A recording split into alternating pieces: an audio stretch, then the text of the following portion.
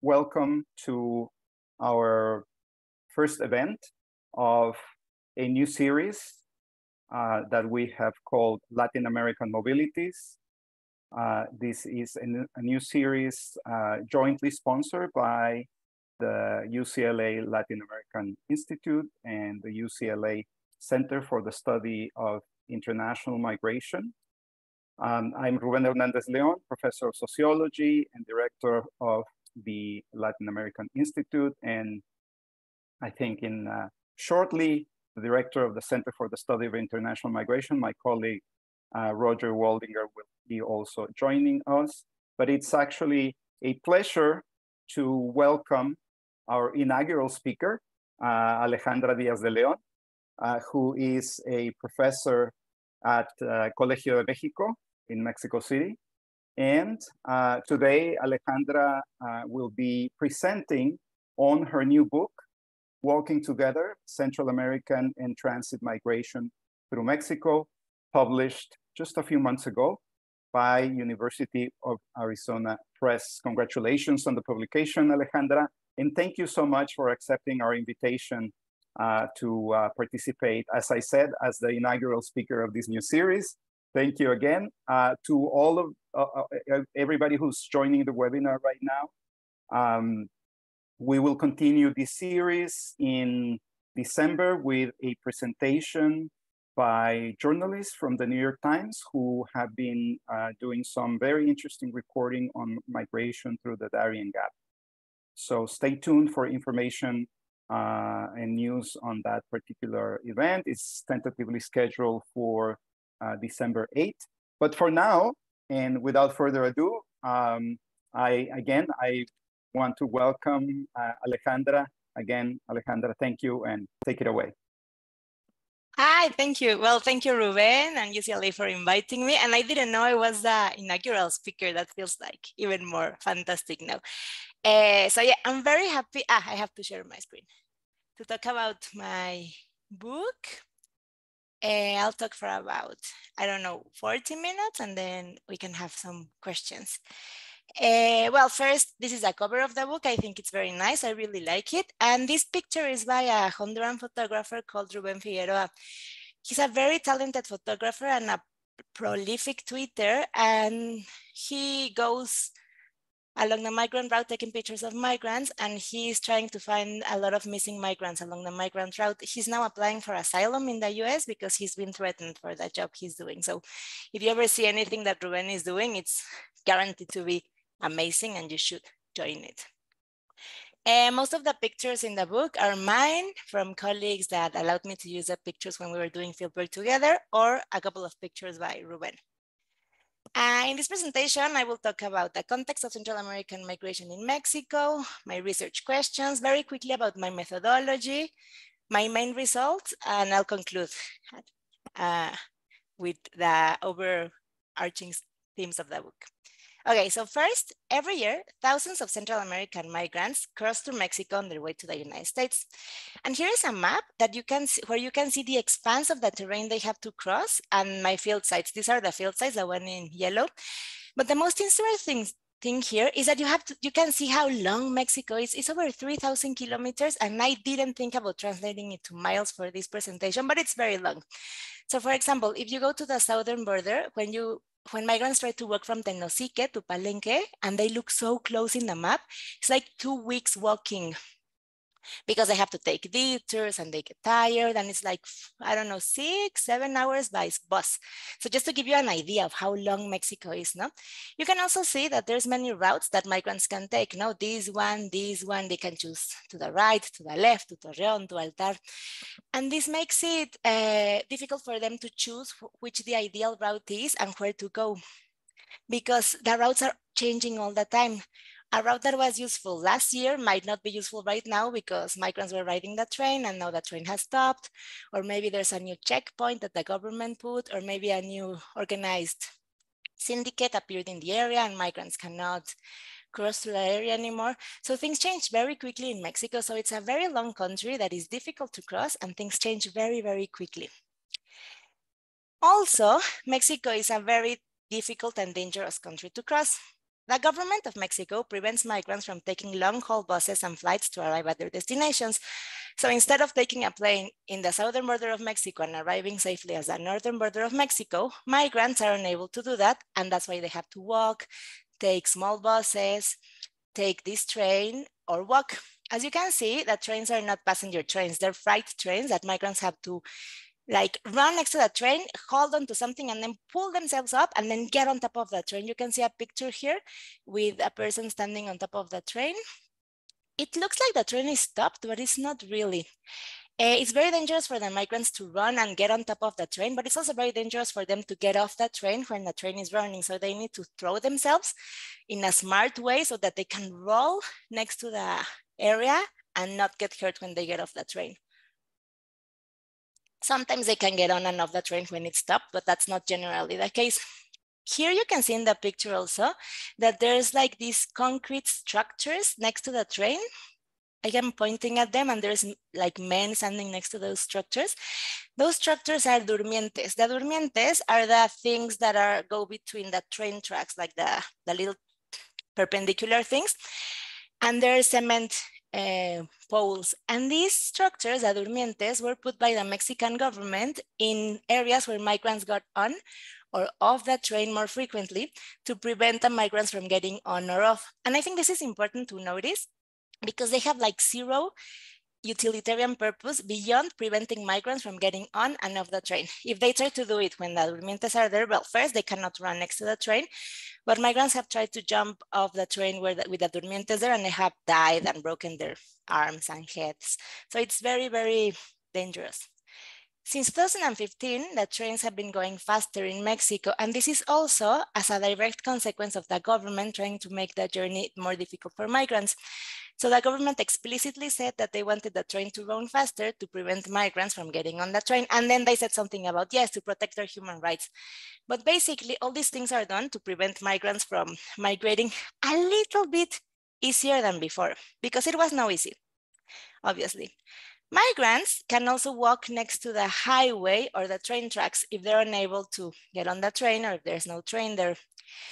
However, when they walk next to the highway, what they do is walk in the edges of the highway, and when they see a roadblock or a checkpoint, especially in the southern border, there's military, National Guard, migration checkpoints, they cannot walk next to the checkpoint, obviously. So what they do is they se tiran al monte, which means they just go into the jungle and they have to take a detour around the checkpoint. That detour, avoiding, I don't know, a kilometer of walking, takes them 2 days.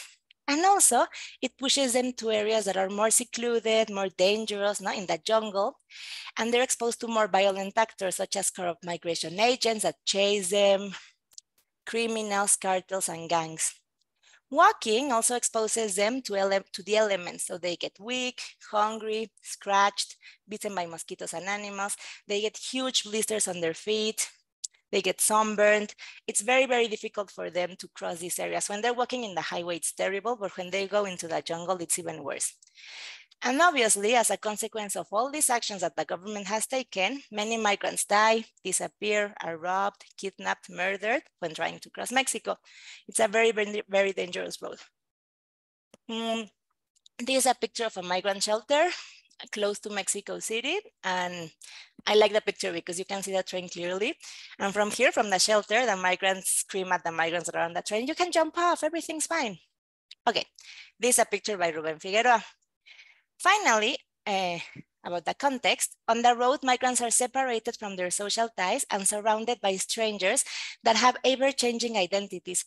So most migrants leave their home countries by themselves or with small groups of people, especially when I did field work in 2014 to 2019, and they are separated from their social ties through this very dangerous road. So they can maybe call them a little bit or be in contact for a couple of minutes a week, but it's not really useful for them. Now they cannot get information or meaningful help from their social networks.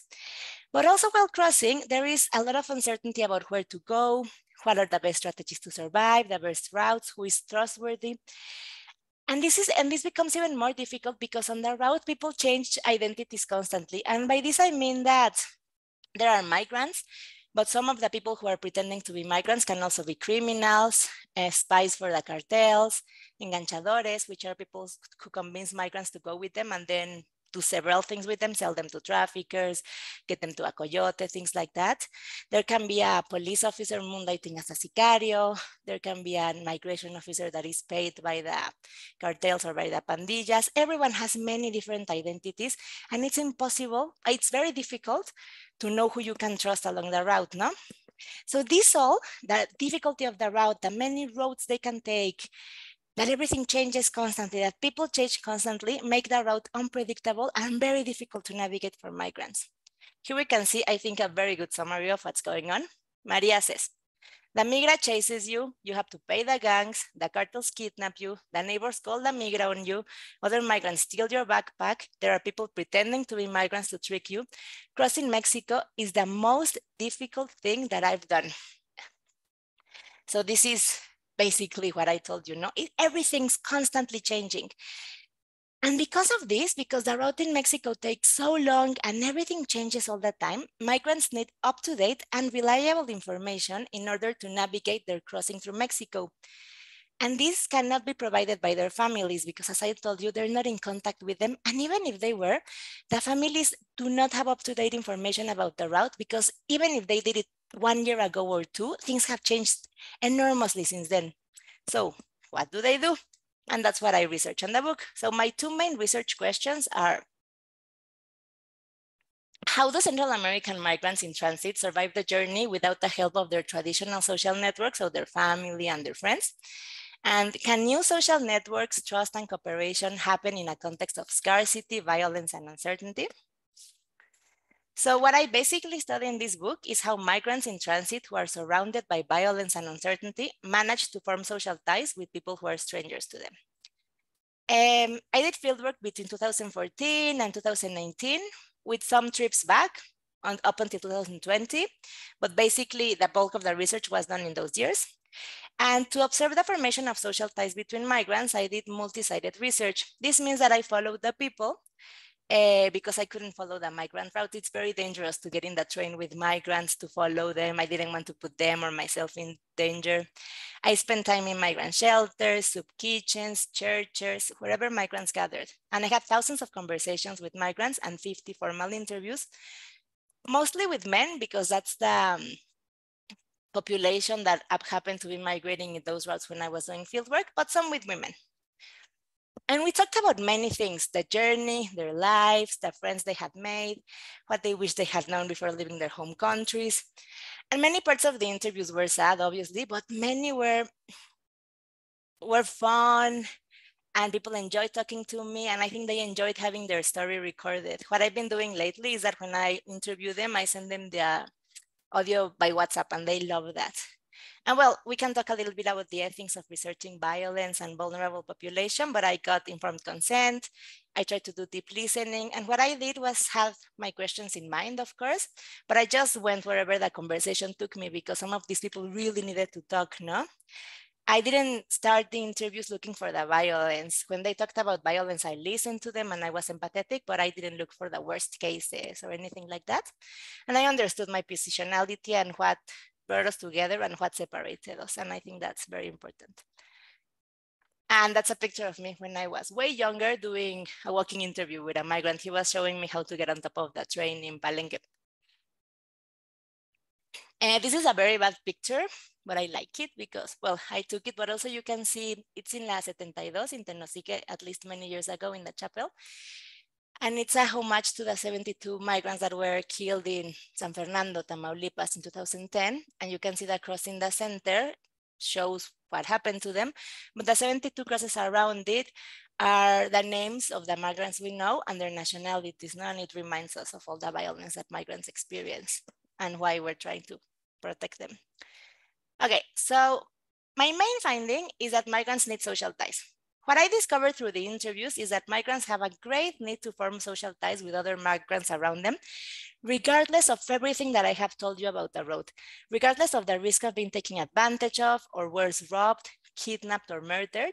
They, at some points during their migration process, choose to open themselves up to others. And I think there's 2 main reasons. This is a crossing between Mexico and Guatemala. As you can see, it's very open at that point. The first one is the emotional need. The root dehumanizes them. It makes them feel like they do not matter, no? It makes them feel ungrievable, like if they die, no one will care about them.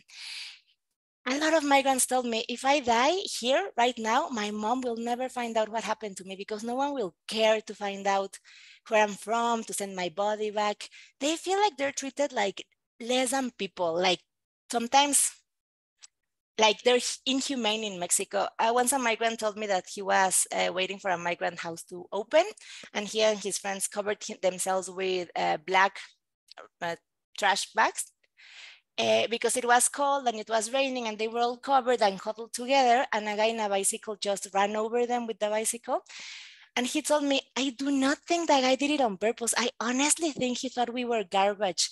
And why wouldn't he, no? Everyone considers us garbage when we're in Mexico, and I think that's a very sad testimony. But it shows that they feel when they're in Mexico that people in Mexico do not treat them as complete humans. No one will care, no one will remember. As soon as you cross, they make you less human with the abuse. By the time you are in Mexico, you don't recognize yourself. If you could see me in Honduras, I am a person there, says Michael. I am a missing migrant already. If I die crossing the desert, my mom will never find out where my body ends up. Take a picture of me so that someone remembers me, told me Juan. They're keenly aware of this, and I feel this, realizing this when they cross Mexico, and I mean Central American migrants. I'm guessing Venezuelan migrants might discover that sooner, no? But Central American migrants discover that when they cross Mexico, or maybe sometimes Guatemala, and they're keenly aware of that, and that's when what I think starts priming them for opening up to other people. And obviously the second reason is strategy, no? It's practical. They need to get information about the road. They need to get resources. As soon as they cross, they realize the country is huge. It's very difficult. They're completely unprepared, and they need to learn to do things like get on top of the train. So all those two reasons, I think, open migrants like emotionally to be ready to form new social ties, even among this uncertainty and violence. And there, as a consequence, they form different types of social bonds when they're on the road. So these are the three social ties that I talk about in the book. Migrant families that left together. Here I basically study how migrant families in the Latin American definition of a family, so people who consider themselves a family, how their dynamics change when they're on the road, and how they interact with other migrants around them. Then road families, which I suggest are groups of small groups of migrants that go together all the way, and transient community of migrants, the whole community of people who are migrating. And today I'm talking about road families and transient community of migrants. Okay, we start with road families. So these are small groups of mostly male migrants. When I was doing fieldwork, they were mostly Honduran, Salvadorian, Guatemalan, one Nicaraguan over there, but mostly Honduran, Salvadorians, and Guatemalans. These are people who met on the road, and usually on the southern states of Mexico. So at the beginning of their road in Mexico, and after spending very little time together, they decide that they trust each other and they want to try to arrive at the US-Mexico border as a group. The road families consist of people who are of varied ages. Most of them were young, but this also reflects the type of population that was crossing when I was doing fieldwork. But you could see like a group of people that were like ranged from 17 to 59 years old. So the age didn't seem to be an issue. But there's so many migrants crossing at the same time now, and there's so many people you can join. How do they decide who is a good traveling companion? How do they decide who's migrating with them? So these are the 5 things that I have observed that are important. The first one, how the groups are formed, is physical proximity. And this is obvious, but anyway, they usually form their groups when they're in buses in the southern border. So for example, when they're in bus stations, in the train tracks, in the shelters, in the church. And people usually form social ties with the people who are closest to them physically. So with the people you start chatting with in the train, in the area of the train track where you're waiting, in the room where you're staying in the migrant shelter. And that's important. And other researchers have observed that with homeless population, for example. The time is very important. And in contrast with other social networks that are like more long-standing, like families, or for example, your group of friends, which take a long time to to create trust, these people form trust and decide to become a group like in 5 hours after meeting, because they don't have enough time. They have to keep on moving. So at most, they tend to have a day to get to know each other. So it's a very, very quick group formation. And that's what I think makes it very interesting and different from other types of solidarity and trust formations that we have observed. Then conversation. This is when you start deciding if you really like that person and he looks like a trustworthy person and not like a smuggler disguised as a migrant or a robber disguised as a migrant, no? So what they do is they have cautious conversations to get to know each other. And it's a very fine balance. When I was asking the migrants, how do you know you can go with that person? They tell me if he talks too much, it means that he's a smuggler or he's trying to get information from us or he's an halcon, he's working for the cartels. So we don't trust those people, no? If they're too generous, if they talk too much, that's iffy. However, if they talk too little, they're very suspicious. Why are they not talking? Why are they sitting in the corner just listening to the conversation? So when I was observing these spaces, I could see that when someone didn't engage in the conversation for a long time, migrants started like inching away from them because they thought they were suspicious. So migrants have to find this very difficult balance between talking, but not too little, but not too much, but showing that they're good people and showing that they're real migrants, like real migrants, quote unquote, in order to be able to find travel companions. The fourth one is appearance, and that goes with the idea of quote unquote real migrants. And what I mean by real migrants is when I interview migrants who are crossing, they say they want to travel with someone who's really migrating to the US, which for them means who won't betray them, who has a legitimate reason for migrating, who is suffering the road like them. And to make sure someone is suffering the road like you, what they do is they look at their appearance. If they look humble, so head down, tired, burned, worn out by the sun, if they have their backpack, if their shoes are tattered, all that shows that they have been enduring the road, not experiencing it with pain. And for example, once I was interviewing a guy who I thought looked like a migrant, and I was just starting my research, and then someone told me, look at his shoes, and his shoes were so nice and perfect, and the soles were not worn, and they told me that means he's a smuggler. And of course, we never know, but that's the thing that migrants look at, no? Why would they have nice shoes with nice soles if they haven't walked for days like us?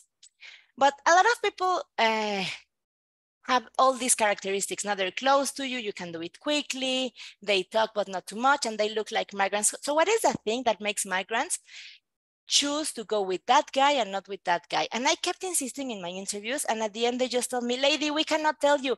It's just like falling in love. It's a leap of faith. When you know, you know. When you know it in your heart, Darwin, no? So that's the emotional component of forming social ties that happens all the time, no? I mean, you have all these characteristics in common with the person, but there's something like when you know, you know. And this happens too with migrants are forming quickly groups. Okay, so once the groups are formed, here you can see a locker in a migrant house with the backpacks and the shoes that the migrants have to leave there. Once the groups are formed, they develop trust and solidarity very quickly. And I think a good evidence to show that this is true is that once the groups are formed, a day or two after they decide to start working together, they start talking amongst themselves about where they hide their money, which I think is very, I mean, you don't tell that to a stranger. They talk about their families, the family they have back home, but also the family they have in the US. They talk about their hopes and their dreams, about the fact that they have the phone numbers of their families hidden somewhere in case they die. And people who study migration know that sharing this information in a very, very dangerous road with other people you just met can be very risky, because if that person ended up being a kidnapper or a robber, they would know where to call your family to extort them, or they would know where you hide your money. So I think this shows that there's trust between the migrants. No? They also, for example, leave their backpacks with one person while they shower or they do other stuff. So that shows that the trust becomes intense very, very quickly. Being in these groups is important for migrants because they share resources, information, they divide tasks, and they keep each other company.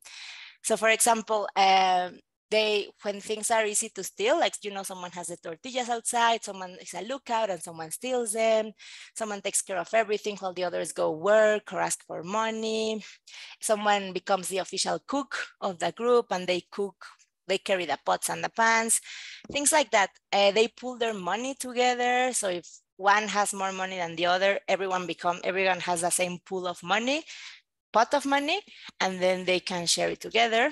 For example, Mario says, if I have money, it is as if my friend has money. In fact, after we met, I couldn't pay for my lunch. And he said, if I have money, you have money. I am here for everything you need. And now no one is sending money to him, but my family is sending me money. So if I have money to eat, we both eat.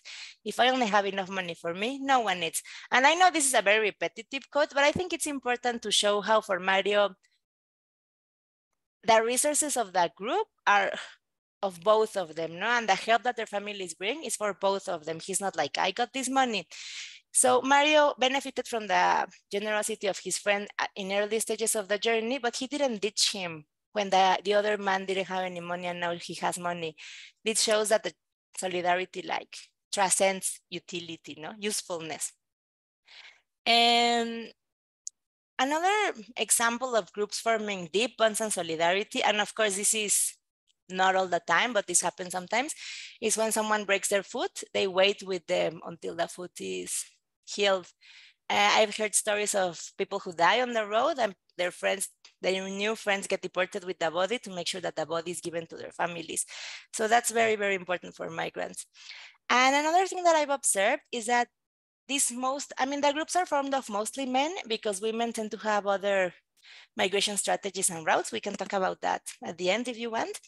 But the groups that have mostly men especially enact care and a softer version of masculinity that I think we don't talk about enough when we talk about migration. So for example, they have someone who's a cook, but they also have people who are sobador. Sobador is people who rob. So they become the official sobador of the group. So that means they give them massages to their injuries. When someone trains their foot, they like sobar it, like they rub it. They tell me about how they cry together. They tell each other stories. And one road family told me, we will never, ever finish telling our stories to each other, no?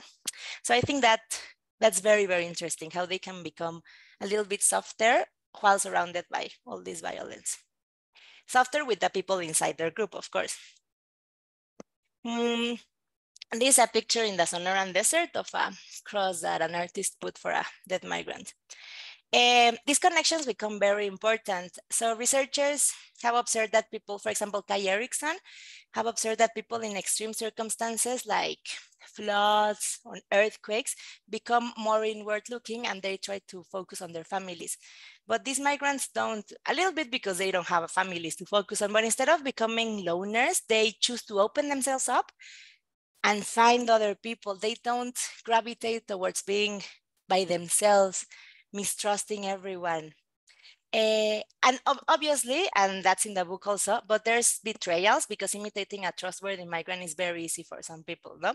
So for example, there's examples of people who have been walking with their new road families for 7 days, and then the guy led them to a security house and they were kidnapped. But I didn't find that many examples of betrayal. And I think many of the times that migrants form close ties, it's with legitimate migrants who really want to get up north with them. And this is interesting because in social ties, in peaceful societies, when people are not migrating, there are control mechanisms, no, to prevent people from breaking the social contract. So if I'm very, very mean to my sister, my mom will probably be annoyed at me. Things like that, no? If I'm horrible to my friends, maybe I won't have friends anymore. But in the road, it's very difficult to have formal control mechanisms because the police doesn't do anything if people do something criminal, but also the route is open and everyone is moving up to the north.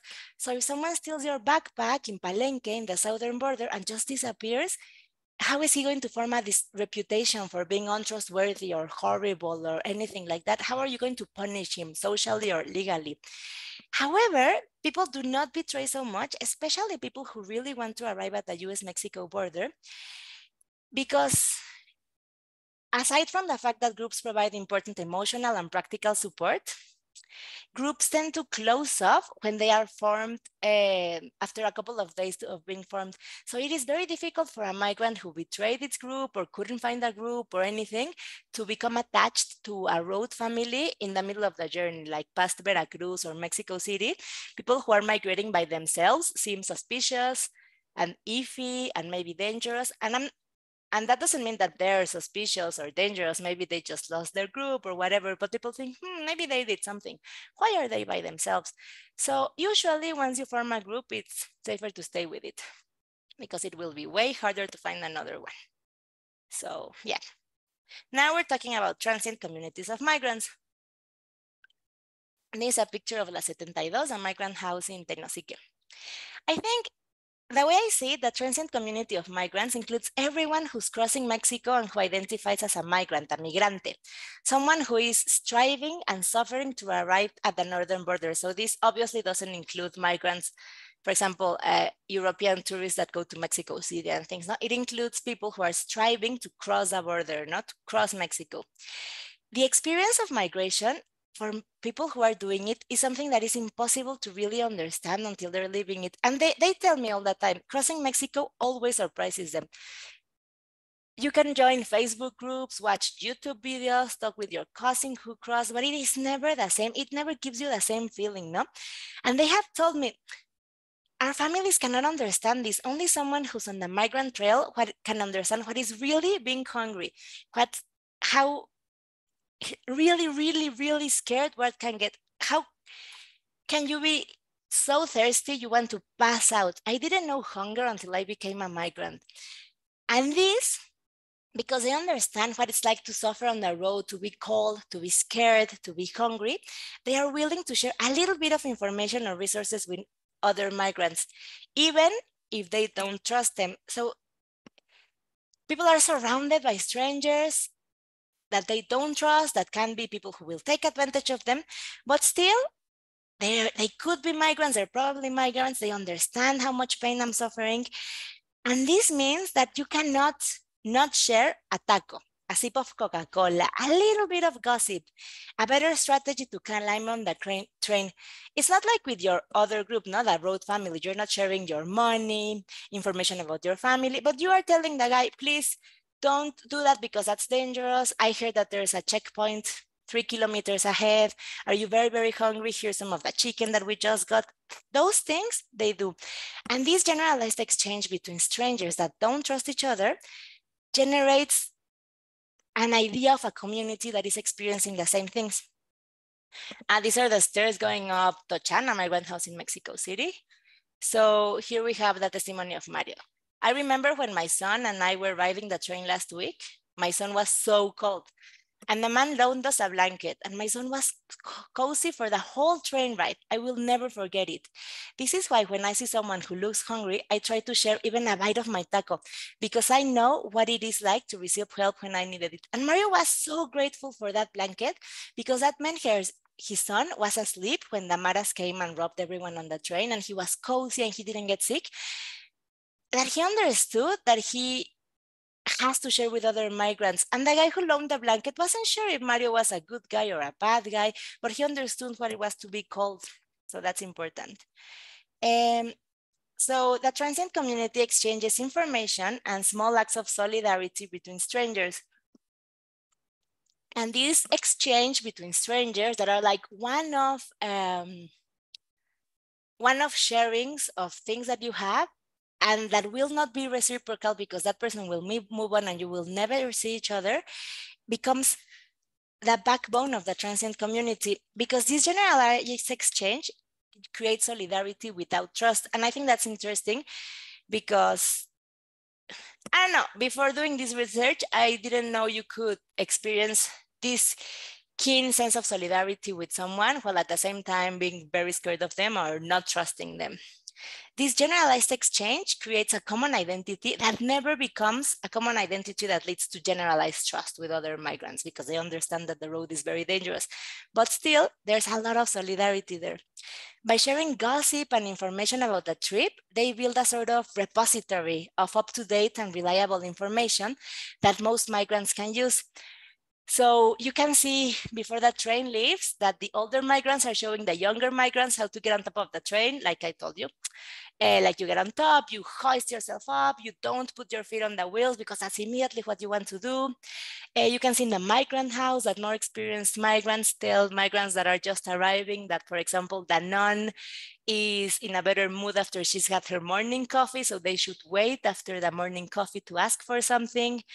You can see how older migrants are sometimes drawing maps for younger migrants, even if they don't know them.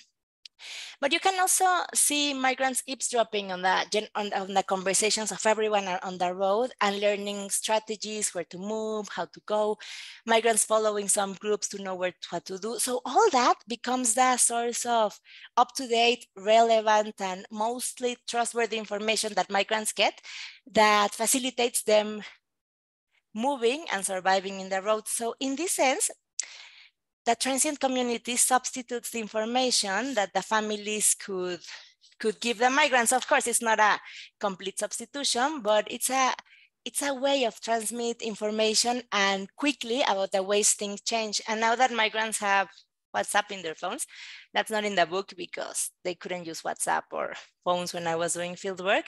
But you can see sometimes they exchange phone numbers and one goes ahead and then they get a text saying that someone died, or that there's a checkpoint, or that they should change the routes, and people adapt. And I think that's what makes the route fluid and ever changing, a little bit like how Wendy Boyd describes it, no? This ability to exchange information so quickly and to exchange resources.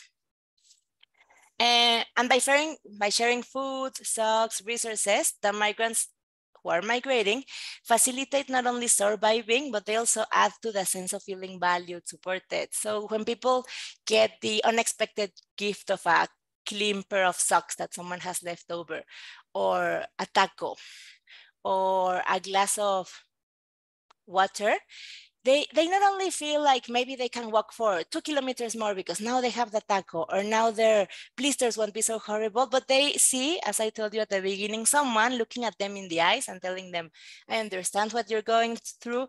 You're a person who deserves help, and this is what I'm trying to give you. And that becomes so important for the migrants, because it's important to have emotional support when you're trying to migrate, and in the form of road families, but also in the form of small exchanges of generosity between people. And these resources are very important for everyone, for migrants who are traveling alone, for migrants who are traveling in the groups that I told you about, or for migrants who are traveling with their families, because this is how information is transmitted and a common identity is built. So here you can see the durmientes. This is a better view of the durmientes. This is how you get on top of the train tracks. And now migrants cannot get on top of the train here where it's going slower. They have to go to a more dangerous area. So here is me asking Luis in Saltillo, what did you do different this time? And Luis says, I interacted with a lot of people I hadn't met before. I talked to many people while riding the freight train, and I started to observe people. I told myself, if migrants go there, I'll follow them. And Luis's story is interesting because he's the only migrant I have seen twice. I met him in Palenque when I was doing field work, and then in Saltillo when I was doing field work like 6 months later. And Luis had told me in the interview that he was so lonely, so sad, and so bored in Palenque after we met. I mean, not because we had met, but after I had left, that he decided to give himself up. And so he knocked on the door of the Migration Institute, like not on a main detention center, but on a small detention area. So they put them on a truck with other migrants, one of those like pickups with, I don't know, with windows around them. And when he got on top, the migrants were like, where did they catch you? And he was like, no, I volunteered. I was so sad and so depressed. And the migrants were like, you're stupid. We really want to get to the US-Mexico border and you just keep yourself up. And he was like, yeah, I shouldn't have. So the three of them started kicking and kicking and kicking and kicking. And they broke a window and they jumped off. And now he kept on migrating with those two people that he had met on the road. And that's what he learned. He talked to many people. The road family helped him, but also he was starting to follow people around, no? And that really changed his outlook on the road. Okay, and to conclude, well, you're in UCLA, so you know this area, but I like to end the presentations with the wall because I don't know, it's like it's moving north. This is when the caravan of 2018 arrived, and we were there to say hi and welcome. In short, while social ties with their families and friends are still very important for undocumented migrants, especially emotionally, I'm not saying that they're not. In the book, I show the importance of new social ties for migrants in transit because as we have seen, families cannot help them and many won't help them because they don't have enough money and resources to cross Mexico. The book shows how even in extremely difficult circumstances, people still have social lives. So I hope I showed that, no? People are not merely surviving. I feel like sometimes when we talk about migrants, we imagine them like their lives are paused, no? They're just suffering while they try to cross the Mediterranean or Mexico or that Darien Gap, and they're just enduring, and there's no room for getting bored or joy or making friends. But that's not true. People still have rich social lives. They form new ties, they break new ties, they fall in love, they get bored, they get angry, they play soccer, they're mean, they're nice, they're dance. And it's important to know that these people are living their lives. They're not pausing them while they get to the United States or when they get deported. It's a complete life that they're living. Another thing is that migrants are not only associating to be strategic, although of course they are, but they're not only strategic people. There is an element of wanting to be seen and loved that is very important for them, as we saw in the last story. And we see that the solidarity in the road families, the small groups that I told you about, remains even when things get hard. So for many migrants, the people they meet on the road is the best thing that happened while migrating for them. Although some of them told me that the best thing that happened while migrating for them is lying on top of the freight train, crossing the country and looking at the stars. That they love that. A lot of people have told me that. And finally, although this is not the main objective of the book, I think it's always very important to stress it. The book shows how the Mexican government, with the help of the US government, is creating the conditions that create this violence for the migrants. If migrants were able to take a flight, take a bus, cross Mexico legally, they wouldn't have to ride on top of the train, they wouldn't have to cross the fence, they wouldn't have to take 2-week detours to avoid a checkpoint. They wouldn't have to get deported with the dead bodies of their friends. Mexico is creating the conditions that prevents migrants from arriving safely to their destinations because they want to dissuade and stop the migrants from doing that. But as we have seen and thousands of studies have shown, this rarely happens. And what happens is that people get hurt, injured, and die more frequently. And well, just to reiterate what Jason de León has very eloquently said in his book, when people die at the hands of the train, of nature, when they drown, it's not because the elements took them, it's because the government forced them to go there. So I think that's important to stress every time we talk about migration in this sense. Thank you. Thank you so much, Alejandra, for such a wonderful and compelling presentation. It of course makes us all very eager to read your book, and that's actually a very good thing.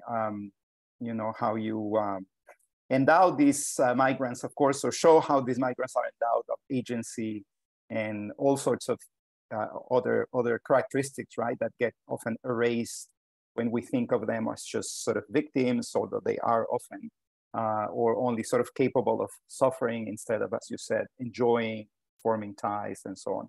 So everybody on the webinar, please address your questions. We're moving to the Q&A part of the event today, and we already have some questions. You can see them, but I'm going to read them out loud, Alejandra, if okay with you. We have first a question by Oscar Contreras Velasco, who's a graduate student in our program in sociology at UCLA. He writes, "Thank you so much for your presentation.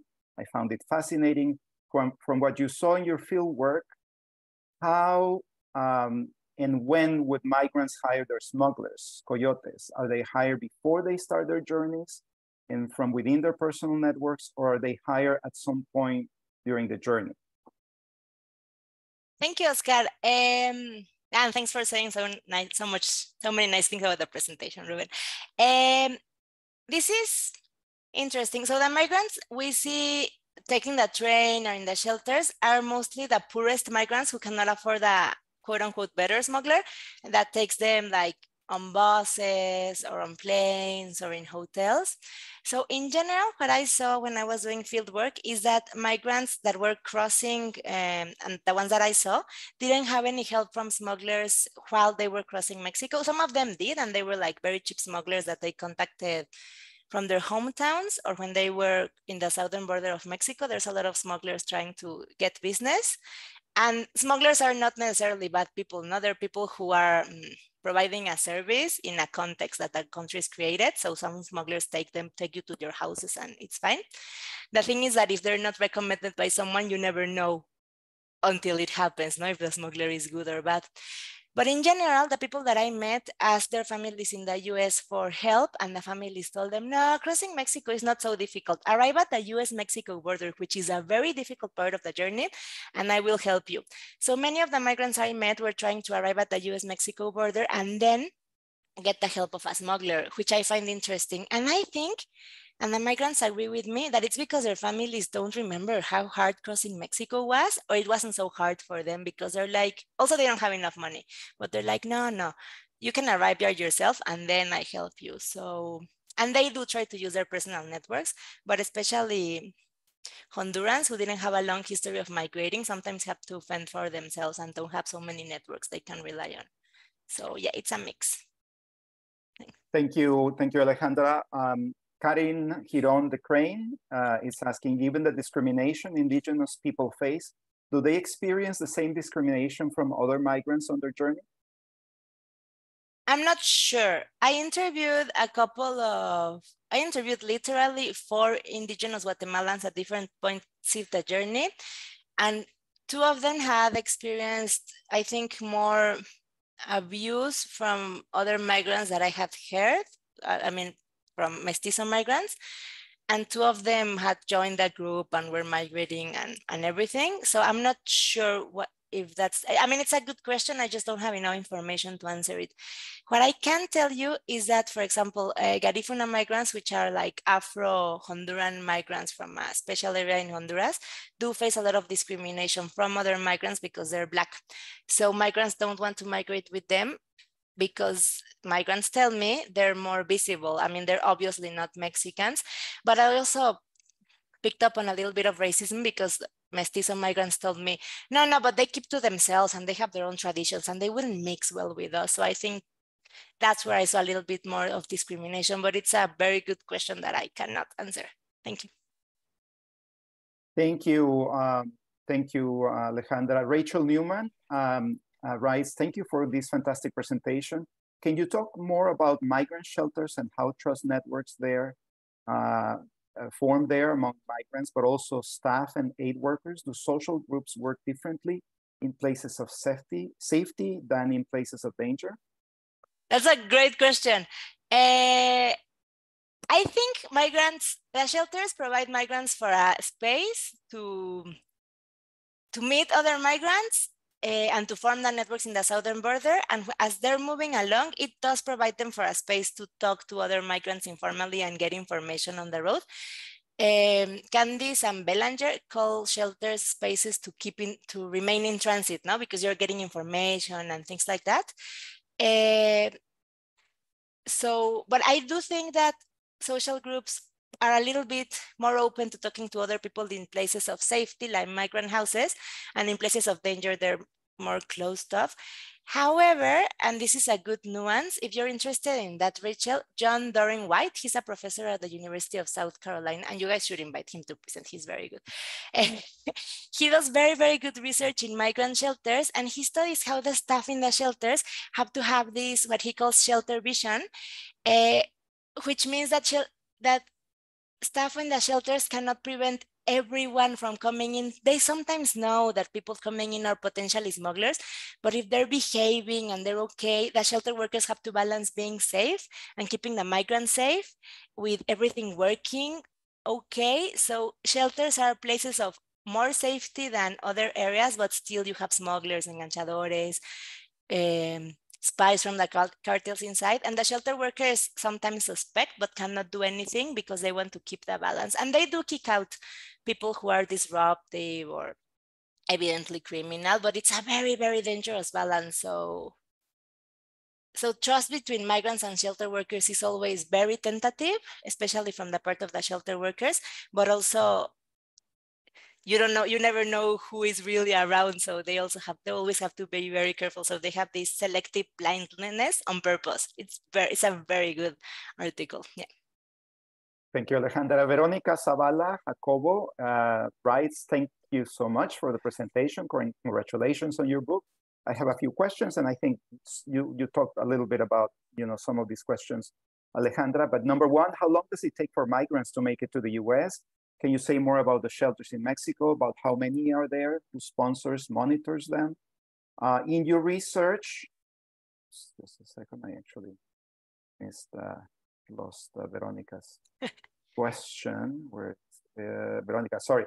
In your research, did you encounter any migrants who changed plan and stayed in Mexico instead?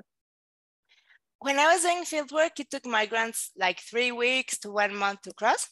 Now it takes them sometimes months to cross because they get stuck in many cities, in Tapachula, in Mexico City, and the trains have stopped running. So sometimes it takes them like 3 to 4 months. And then, as you guys know, they're stuck in the border forever, no? Until they can get a CBP appointment. But most of the shelters in the middle of the road are albergues de paso, so migrants cannot stay for more than 1 or 2 or 3 days.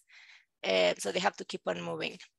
The shelters initially popped up in the 80s, a little bit more in the 90s, and they're way more in the 2000s by initiatives of local priests, Catholic priests usually, because the migrants just knocked on the door of the churches and priests started like taking care of the migrants.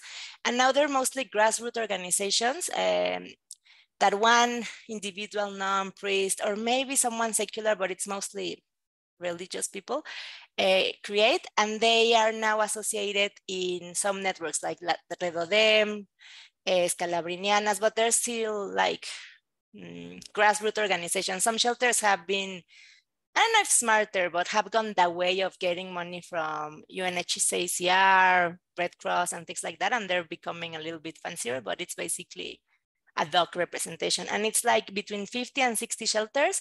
Some are tiny. For example, there's one in Tequisquiapan that it's just a tiny hut and they just give food to the migrants, but they have a security camera in front so migrants can sleep there because if something happens to them, it will be recorded, so it's safer. And then there's super nice ones in Mexico City where they have a psychologist, a lawyer, things like that. So it depends. And yeah, they don't get monitored. Well, they're monitored by the organized crime and the police and the National Migration Institute, but most of them are safe-ish. And the sponsorship varies. The government, UNHCR, IOM, yeah. No, not many migrants want to stay in Mexico because they don't get paid enough.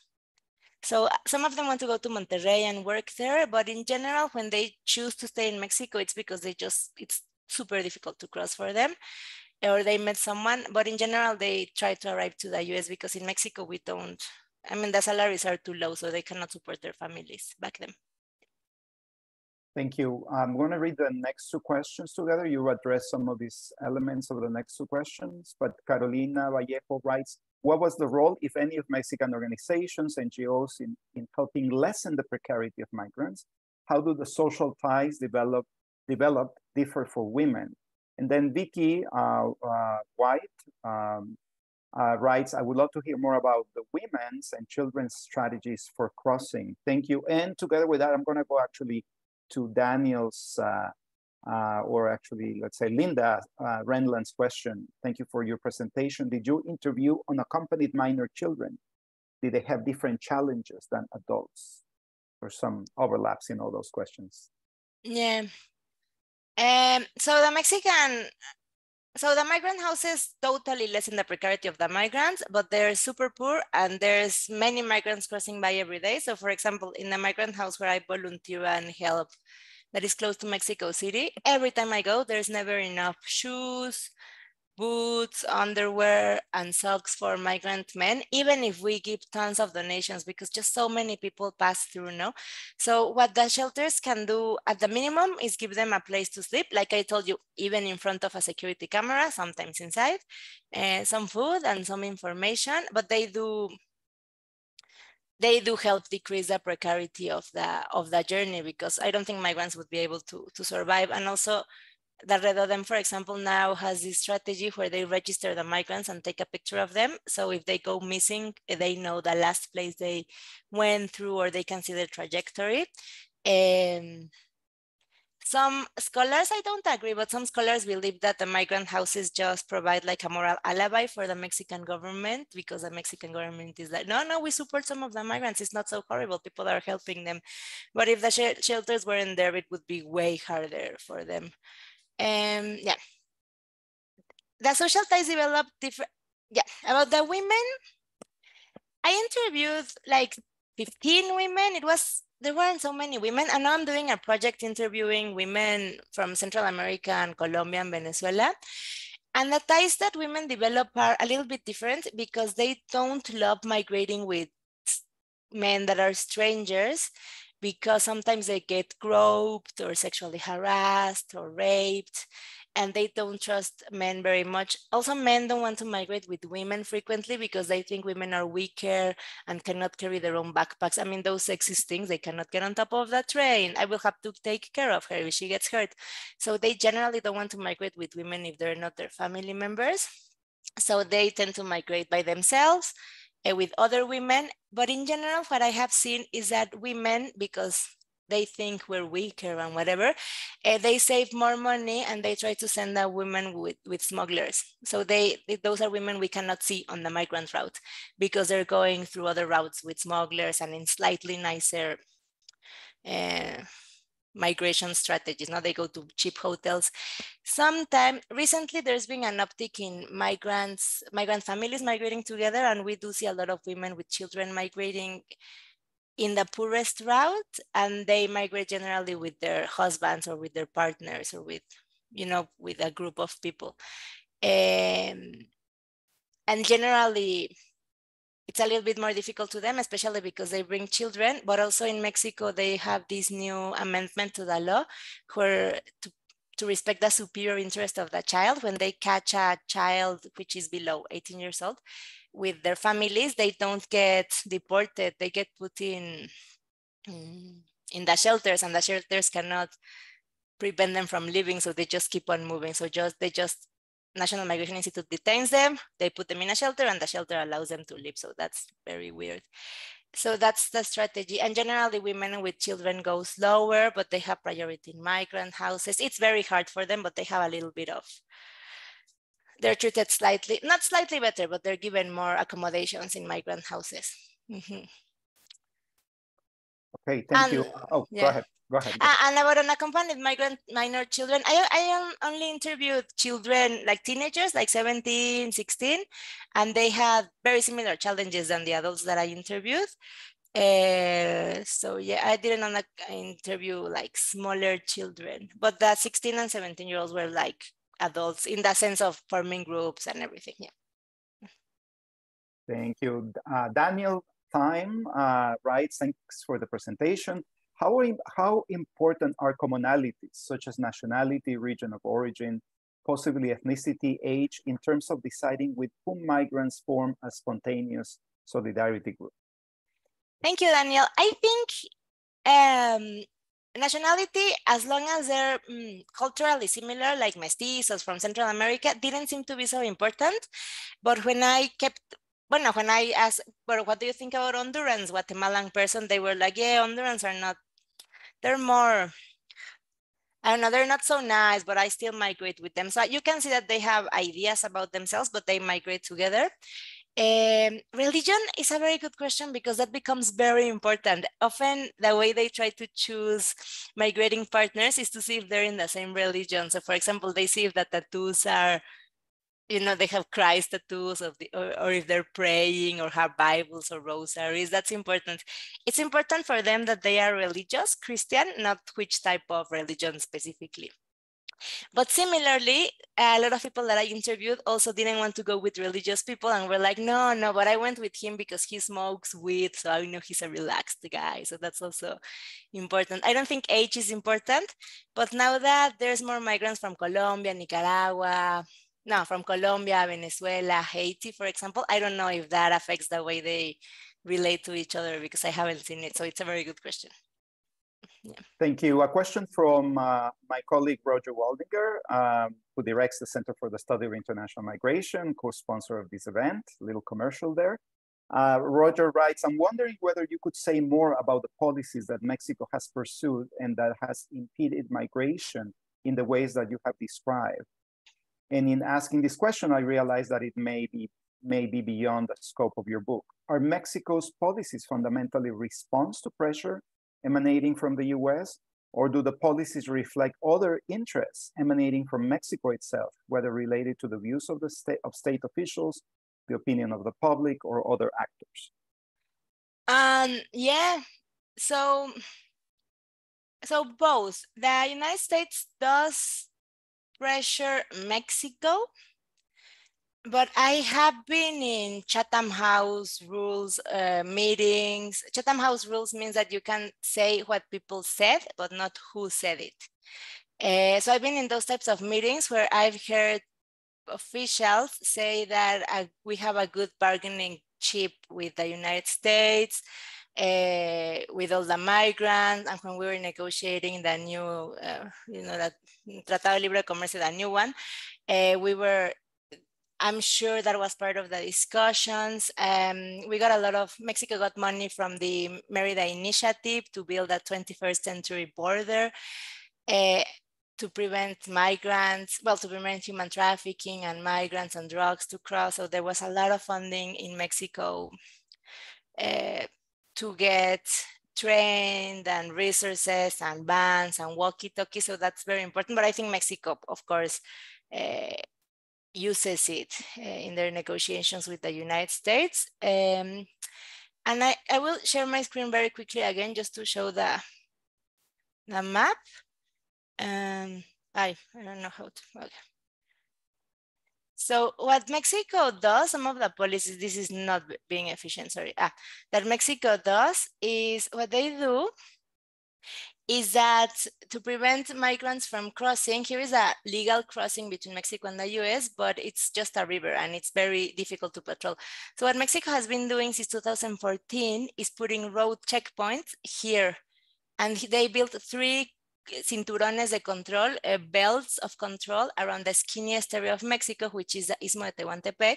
Here, so what happens is that they have a belt in around Coatzacoalcos, Matias Romero, Ixtepec, with a lot of checkpoints in the highway, with mobile detention centers, a lot of police. They do a lot of raids, and here is where they try to catch most of the migrants. So one of the things that Mexico has been doing is having more and more checkpoints around that area of the southern border. They also go inside of guest houses, and to try to catch migrants and make it more difficult for them to migrate. And another thing they have done is that in Mexico, constitutionally, that transit inside of Mexico is free, so libre tránsito. You cannot have identity control inside of Mexico for Mexicans or for anyone else. So there was this organization who took the case to the Supreme Court because what the government was doing was stopping buses and checking the identity of everyone, which is illegal. So now that they cannot do that, they pressured the companies that run the long haul buses to prevent and to avoid selling tickets to migrants. So that's completely illegal, but now migrants can no longer buy bus tickets to get there. The train is going faster. And now what Mexico is doing very recently with the help of the train owners is that the train runs and then it stops on the middle of nowhere and they leave the cargo and the train keeps on moving until the migrants get off and then get detained, deported, murdered, and then they come back for that cargo and they keep moving it. So they do that to prevent the migrants from going north. So yeah, those are the policies. It's basically just more control, but all along the migrant route. Yeah. Thank you. David Perez writes, I'm curious, were there any interviews with coyotes, enganchadores, sicarios, or members of carteles? How do these networks function? Are those networks well organized internationally? It sounds like there is an expansive market for smuggling services based on the type of migrant, male, female, families groups, etc. And I'll read also Oscar Contreras' second question, which is related. Were migrants you interviewed aware of organized crime in the US-Mexico border? And did that have an effect in terms of where they decided to cross? I'll start with Oscar's. Yes, they were aware of the organized crime. That didn't have an effect because they thought there was organized crime everywhere. And they generally just chose a point they were going to use to cross to the US because someone had told them to go there. I mean, they didn't have a lot of hard data, no, they made the decisions by the moment. So if the cousin crossed through Tecate, well, I don't know if Tecate is a crossing, well, to Tijuana, they're going to go there, no, Nogales, those places. And then they became aware of the organized crime and how it worked, but that didn't affect their choice of route. I didn't interview many coyotes and enganchadores or sicarios. I interviewed a guy who was stationed in Palenque and who was like a low-level I don't know, hustler who pretended to be a migrant and give advice to migrants, and then he, robbed them and things like that.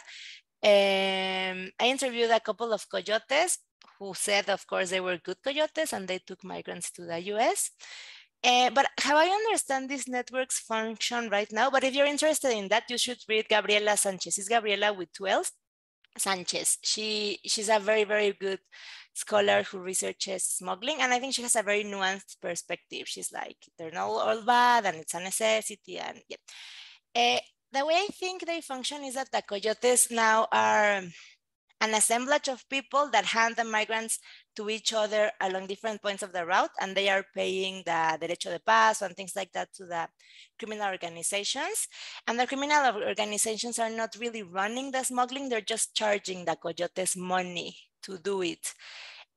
Often when they kill the migrants, especially in the northern border, is because they're fighting for that terrain in many different levels, and they kill the migrants because they're a source of money for the other cartel or to punish the other cartel, but it's not. Yeah, they don't have anything to do with smuggling directly, the way I understand it from reading things by Gabriela, and Simonis Cara Palacios also writes about that. But the smuggling networks are well organized internationally, some of them, and some are just a guy who became a guia, which is a guy who has crossed many times and maybe has been deported many times or has been stuck because he cannot cross to the United States, but he knows Mexico very well, and he helps migrants cross Mexico for a little fee. And that's not the same as a smuggler because he's not part of a big organization, and he does it because, well, he can earn a little bit of money. The differences are super blurry, and people who start as people who are stuck and guias and become smugglers and they start working for the cartels. Amelia Frank Vitale has a very, very good paper about that, about how everything bleeds together and people get stuck in those situations. But yes, there's a very expensive market for smuggling, and you can choose, like in everything. The most expensive one, they give you a fake ID and you get to the US in 2 days. And then there's the super cheap ones that are the ones that I see. And then there's the middle ones that go in like the lorries, the trailers. So things like that, yeah. But I'm not an expert. Oh, I wish I were. but no.